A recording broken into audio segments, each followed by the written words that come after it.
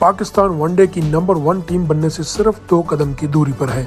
अगर कौमी team New Zealand के खिलाफ बकिया 2 मैचेस जीतकर सीरीज में 5-0 से कामयाबी हासिल करती है तो वो पहली बार आईसीसी वनडे रैंकिंग में पहली पोजीशन पर बरजमान हो जाएगी।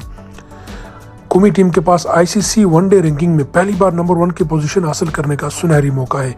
पाकिस्तान की टीम ने बुध को खेले गए तीसरे वनडे मैच में न्यूजीलैंड को 26 रन से शिकस्त देकर पाकिस्तान मैचेस की सीरीज में 3-0 की फैसलाकुन बरतरी हासिल कर ली। सीरीज के तीसरे एक रोज़ा मैच में न्यूजीलैंड के खिलाफ पाकिस्तान की टीम ने मुकर्रर ओवर्स में 6 विकेटों के नुकसान पर 287 रन बनाए। इमामुल हक ने 90 और बाबर आजम ने 54 रन की इनिंग्स खेली।